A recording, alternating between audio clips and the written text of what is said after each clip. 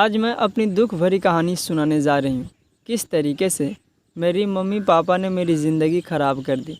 मेरी उम्र सिर्फ 12 साल की है और मेरी मम्मी पापा ने एक 14 साल के उधेड़ उम्र के आदमी से मेरी शादी करा दी। हम दोनों की शादी को अभी एक हफ़्ता ही हुआ था। मेरा पति मुझे लेकर मनाली हनीमून मनाने जा रहा था। हम दोनों ट्रेन में बैठे हुए थे। ट्रेन के सारे लोग हम दोनों को घूर घूर कर देख रहे थे और मैं घूरने का कारण तो जानती ही थी। सबके दिमाग में यही चल रहा था कि इतनी छोटी सी बच्ची के साथ इतने बड़े उम्र का आदमी क्या कर रहा है, और वह भी इस लड़की के मांग में सिंदूर है। ट्रेन में बैठे हुए हमें सब लोग लगभग 2 घंटे या 3 घंटे से देख चुके थे। मेरा पति कहा कि मैं अभी 5 मिनट में आता हूँ, तुम इधर उधर मत जाना। मैंने कहा ठीक है, मैं कहीं नहीं जाऊँगी। मेरे पति के जाने के बाद एक बुज़ुर्ग महिला ने मुझसे पूछा कि बेटी तुम कौन हो और इस आदमी के साथ कहाँ जा रही हो।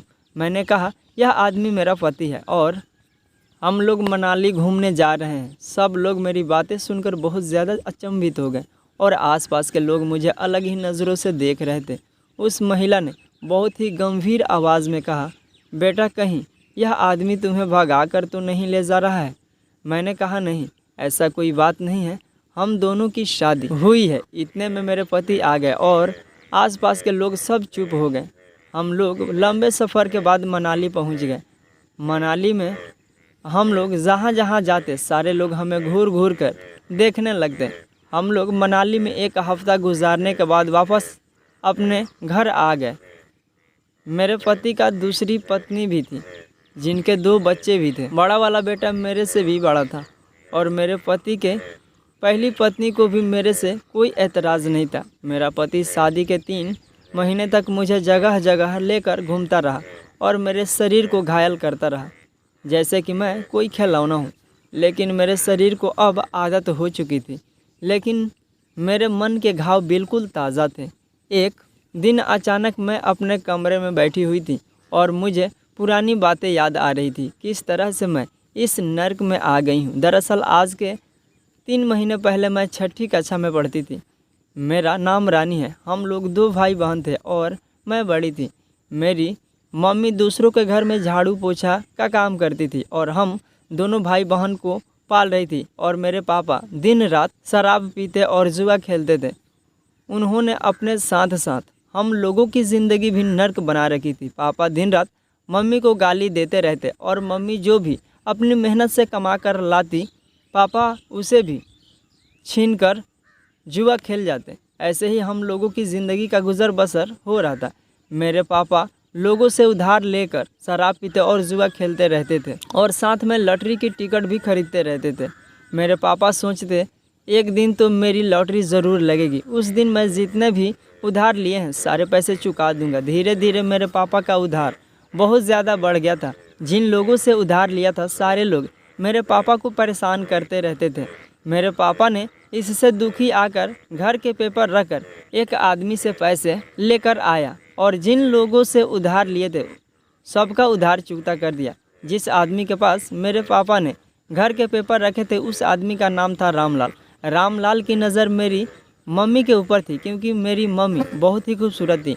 रामलाल मेरे पापा को जानबूझकर शराब पीने के लिए और जुआ खेलने के लिए पैसे उधार देता ताकि उधार इतना बढ़ जाए कि मेरे पापा इस उधार को चुकता ना कर पाए। एक दिन रामलाल ने मेरे पापा को बुलाया और कहने लगा, देखो अब 4 लाख के आसपास का हो गया है, इससे ज़्यादा पैसे अब मैं तुम्हें नहीं दे सकता हूँ और मुझे 1 महीने के अंदर मेरे पैसे वापस चाहिए, नहीं तो अपना घर खाली कर देना। अगर तुमने ऐसा नहीं किया तो मेरे पास दूसरे रास्ते भी हैं घर खाली करवाने का। मेरे पापा बहुत ज़्यादा डर गए, सोचने लगे अगर घर खाली कर दिया तो हम लोग कहाँ रहेंगे। पापा फिर से रामलाल के पास गए और उनसे मिन्नतें करने लगे कि मुझे थोड़ा वक्त और दे दीजिए। फिर रामलाल ने मेरे पापा के सामने अपनी घिनौनी शर्त रखी कि मैं तुझे ऐसा रास्ता बताऊंगा जिससे तेरा उधार भी चुकता हो जाएगा और तुझे घर भी खाली नहीं करना पड़ेगा। मेरे पापा ने कहा ऐसा कौन सा रास्ता है। फिर रामलाल ने कहा अगर तू अपनी पत्नी को हर रोज़ मेरे पास भेजेगा तो तुझे पैसे भी नहीं देने पड़ेंगे और घर भी खाली नहीं करना पड़ेगा। मेरे पापा रामलाल की बात मान गए और घर पर आकर मम्मी को सब कुछ बताया। जैसे ही पापा ने मम्मी को रामलाल की शर्त बताई तो मम्मी हम लोगों को छोड़कर अपने मायके चली गई, क्योंकि मम्मी का मायका बहुत गरीब था, इसलिए मम्मी हम दोनों को लेकर नहीं गई। उनके सामने भी मजबूरी थी। रामलाल एक दिन हमारे घर पर आया, घर खाली करने की धमकी देकर गया। मम्मी घर छोड़कर चली गई और पापा को भी हम दोनों भाई बहन का कोई होशो हवास नहीं था। रामलाल ने फिर से मेरे पापा के सामने दूसरी घिनौनी शर्त रखी कि अगर तू अपनी बेटी की शादी मुझसे करवा देगा तो मुझे पैसे भी नहीं देना पड़ेगा और घर भी खाली नहीं करना पड़ेगा। मेरे पापा तुरंत रामलाल की शर्त मान गए और मेरी शादी करवा दी। पापा ने एक बार भी नहीं सोचा कि मैं सिर्फ 12 साल की हूँ और वह आदमी 40 साल का, और उस आदमी की दूसरी शादी हो रखी थी। भगवान ऐसे पापा किसी को भी ना दे और इस तरीके के दिन भी ना दिखाए। यही सब सोचकर मैं अपने कमरे में बैठकर बहुत रो रही थी। कुछ दिन बीतने के बाद एक दिन हमारे घर पर मीडिया वाले आ गए और मुझसे पूछताछ करने लगे। उस समय मेरे पति घर पर नहीं थे। मीडिया वाले मुझे एक फ़ोटो दिखा रहे थे जिसमें मैं और मेरे पति मनाली में घूम रहे थे। हम दोनों पति पत्नी की फ़ोटो सोशल मीडिया पर वायरल हो रही थी। मीडिया वाले ने मुझसे पूछा, क्या आपने अपनी मर्ज़ी से शादी करी है? आपके मम्मी पापा कौन हैं और आपके पति का नाम क्या है? मीडिया वाले तरह तरह के सवाल मुझसे पूछ रहे थे। मुझे कुछ समझ नहीं आ रहा था क्या बोलना चाहिए और क्या नहीं। मैं बहुत ज़्यादा डर गई थी। मीडिया वालों से कुछ नहीं बोल पाई। कुछ दिन बाद महिला आयोग से भी कुछ लोग आए, मुझसे पूछताछ करने लगे। एक महिला मेरे पास आकर बैठी और प्यार से पूछने लगी और कहने लगी, डरो मत, जो तुम्हें बोलने की इच्छा हो वही बोलो।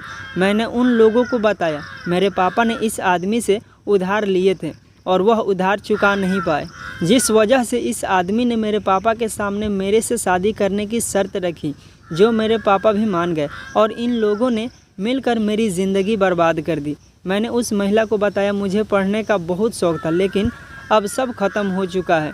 तो उस महिला ने मुझे विश्वास दिलाया कि हम लोग इस दलदल से तुम्हें निकाल लेंगे और किसी स्कूल में डाल देंगे जहां रहने और खाने की भी सुविधा होगी। तुम्हें जितना पढ़ना है तुम पढ़ना। उस महिला ने जैसा बोला था वैसा ही हुआ। मुझे उस दलदल से निकाल लिया गया और एक स्कूल में डाल दिया गया जहां रहने और खाने पीने की सभी सुविधा थी।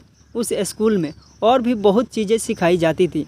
अब मेरी उम्र 25 साल की हो गई। मैं पढ़ लिख कर एक नर्स बन गई हूँ। एक सरकारी हॉस्पिटल में नर्स का काम करती हूँ। मेरे पति का जेल हो गया क्योंकि उसने मुझसे नाबालिग अवस्था में मुझसे शादी की थी। यह कहानी सुनने के लिए आप लोगों का धन्यवाद और ऐसी ही कहानियाँ सुनने के लिए हमारे चैनल को सब्सक्राइब करें। थैंक यू दोस्तों इस वीडियो को पूरा देखने के लिए।